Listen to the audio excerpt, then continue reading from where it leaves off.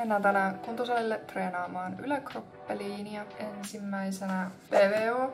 Tää on se PVO, missä on pelle. En halua näyttää sitä, se on ihan hirveän näköinen. En oo koskaan maistanut. Forest Raspberry Flavor. Missä se scooppi on? TRP. Mulla on tikku. Mä koitan etsiä sen scoopin täältä. Löytyy. Tää on vissiin aika vahvaa, joten laitetaan puolikas scooppi. Seuraavaksi kreatiinia.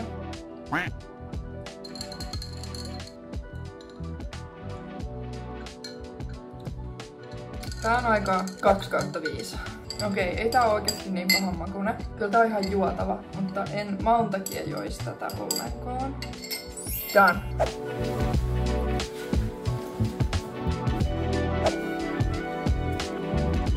Joo, en oo ollut kuntosalilla nyt 3 viikkoa, niin on tullut aika pitkä tauko, mitä ei normaalisti tule. Yleensä mä oon käynyt aika säännöllisesti.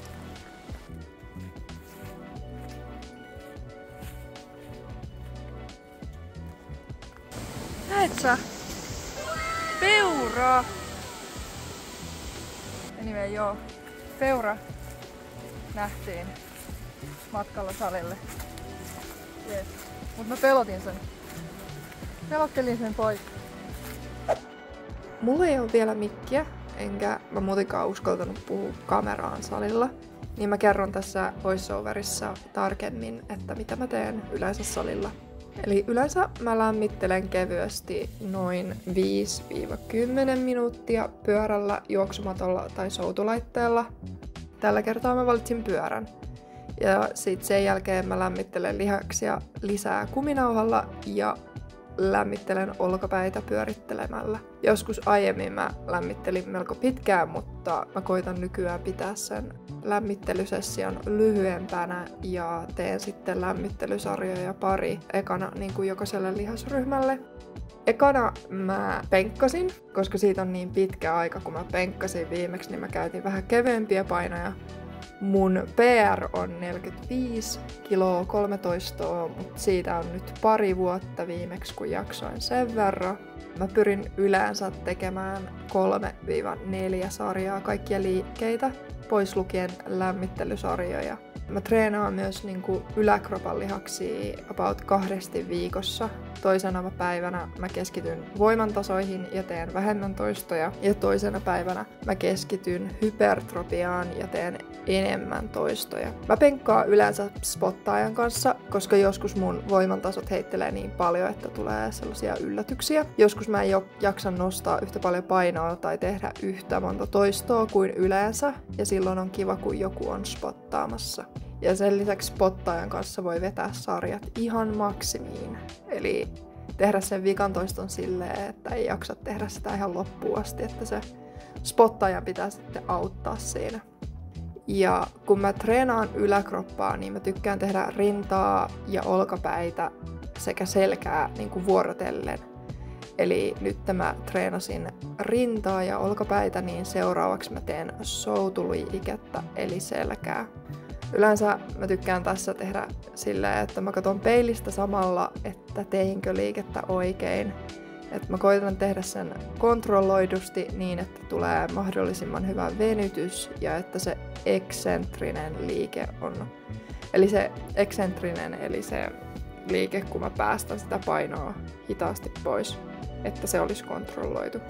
Ja sen jälkeen mä palaan taas olkapäihin ja teen pystypunnerruksia käsipainoilla. Tässä oli muita ihmisiä niin paljon tuossa käsipainojen edessä ja ne näkyy tuossa peilin edessä. Niin mä en saanut kuvattua tätä liikettä hyvin, mutta yleensä mä teen tätä silleen, että penkki on hieman kallellaan ja mä käytän mun reisiä siinä, että mä saan ne painot ylös niin kuin tonne olkapäiden yläpuolelle. Ja pystypunnerusten jälkeen tein taas selkäliikettä ja tänään mä tein leuavetoja sellaisella avustuslaitteella. Eli tuolla laitteella voi valita kuinka paljon painoa se ottaa pois omasta painosta niin, että saa tehtyä niitä toistoja, koska mä en muuten jaksaisi vetää itteeni ylös.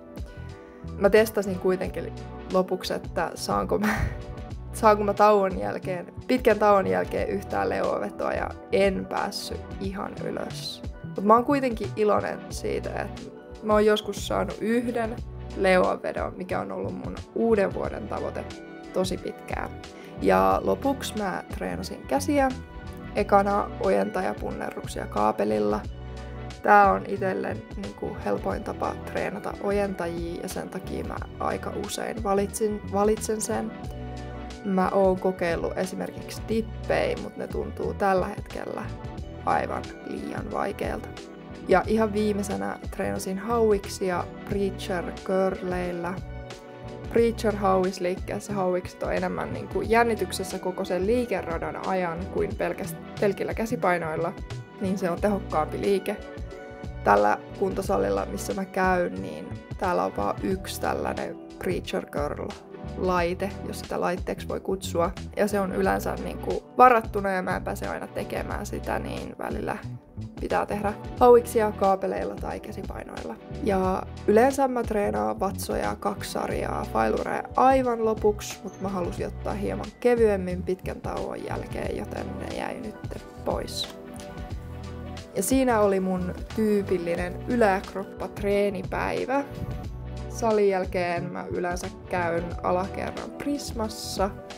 Ja sieltä tuli tällä kertaa mukaan proteiinijogurtti ja proteiinipatukka.